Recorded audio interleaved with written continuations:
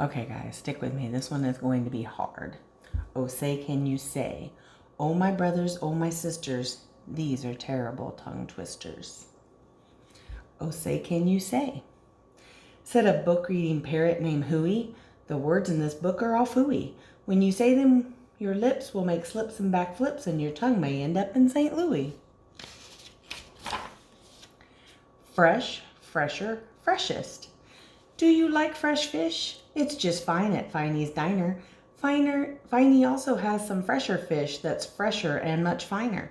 But his best fish is his freshest fish, and Finey says with pride, the finest fish at Finney's is my freshest fish French fried.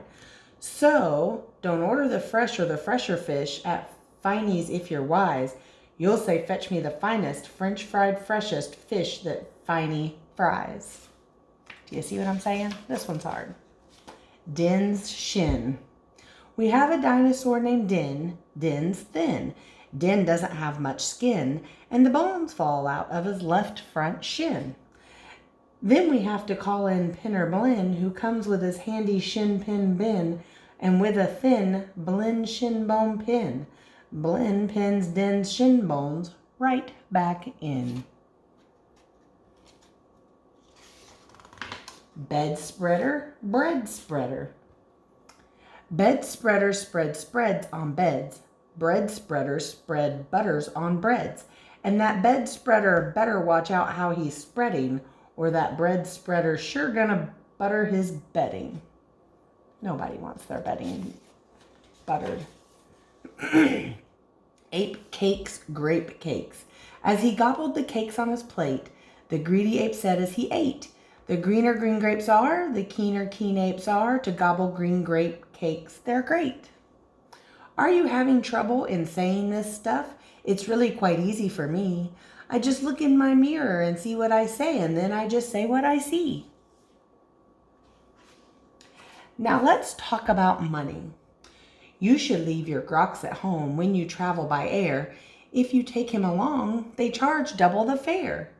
And your grox must be packed and locked up in a grox box, which costs much, much more than a little old fox box. So it's heaps a lot cheaper to fly with your foxes than waste all that money on boxes for groxes. And what do you think costs more, a simple thimble or a single shingle? A simple thimble could cost less than a single shingle would, I guess. So I think that the single shingle should cost more than the simple thimble would. Eat at Skipper Zips. If you like to eat potato chips and chew pork chops on clipper ships, I suggest that you chew a few chips and a chop at Skipper Zips Clipper Ship Chip Chop Shop. And if your tongue is getting queasy, don't give up. The next one's easy. The Fudnuddlers. There are so many things that you really should know, and that's why I'm bothering telling you so. You should know the first names of the Fudnuddler brothers, who like to pile each on the heads of the others. If you start at the top, there are Bipper and Bud, and Skipper and Jipper, and Jeffrey and Judd, Horatio, Horace, and Hendrix and Hud, and then come Dim Woody and Dinty and Dud. Also Fitzsimmon and Frederick and Fudd, and Slinky and Stinky and Stuart and Stud. And down at the bottom is poor little Lud, but if Lud ever sneezes, his name will be Mud. Quack, quack. We have two ducks, one blue, one black, and when our duck goes quack, quack, our black duck quickly quacks back.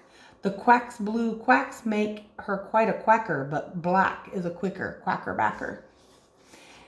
And speaking of quacks reminds me of cracks and stacks and sacks and shacks and schnacks. So oh say can you say I have cracks in my shack, I have smoke in my stack, and I think there's a schnack in the sack on my back. West beast, east beast. Upon an island hard to reach, the east beast sits upon his beach. Upon the west beach sits the west beach. Each beach beast thinks he's the best beast. Which beast is best? Well, I thought at first that the east was best and the west was worse. Then I looked from west to the east, and I like the beast on the east beach least. That's my hardest one. Pete Pat's pigs. I had to practice. Pete Briggs pats pigs. Briggs pats pink pigs. Briggs pats big pigs. Don't ask me why. It doesn't matter. Pete Briggs is a pink pig, big pig patter. Pete Briggs pats his big pink pigs all day. Don't ask me why. I cannot say. Then Pete puts his patted pigs away in his Pete Briggs pink pigs, big pigs pig pen. Fritz food, Fred food. Fritz needs Fred, and Fred needs Fritz. Fritz feeds Fred, and Fred feeds Fritz. Fred feeds Fritz with Ritzy Fred food. Fritz feeds Fred with Ritzy Fritz food. And Fritz, when fed, has often said, I'm a Fred fed Fritz. Fred's a Fritz fed Fred. That one went better than expected. How to tell a klotz from a glotz. Well, the glotz, you will notice, has lots of black spots. The klotz is quite different with lots of black dots. But the big problem is that the spots on a glotz are about the same size as the dots on a klotz. So you first have to spot who the one with the dots is. Then it's easy to tell who the klotz or the glotz is. What would you rather be when you grow up? A cop in a cop's cap, or a cupcake cook in a cupcake cook's cap, or a fat flapjack flapper in a flat flapped jack cap. Or if you think you don't like cops' caps, flapjack flappers, or cupcake cooks' caps, maybe you're one of those choosy chaps who likes kooky captain's caps, perhaps. More about Blinn. Well, when Blinn comes home tired from his work pinning shins, the happiest hour of old Blinn's day begins.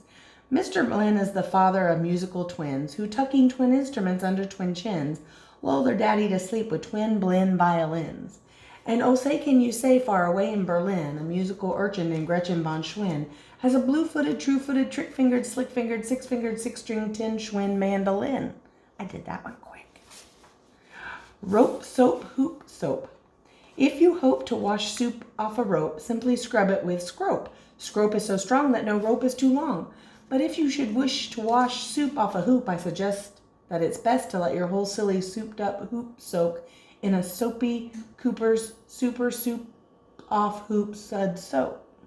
Soak suds. I messed that one up. Merry Christmas mush. One year we had a Christmas brunch with Merry Christmas mush to munch.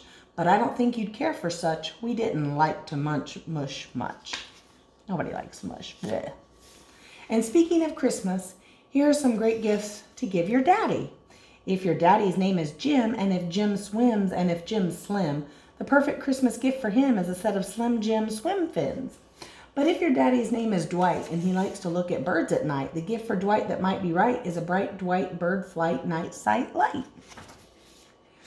But never give your daddy a walrus. A walrus with whiskers is not a good pet, and a walrus which whispers is worse even yet. When a walrus whispers through tough, rough, wet whiskers, your poor daddy's ear will get blispers and bliskers. And that's almost enough of such stuff for one day. One more and you're finished. Oh, say, can you say? The storm starts when the drops start dropping. When the drops start dropping, then the storm starts stopping.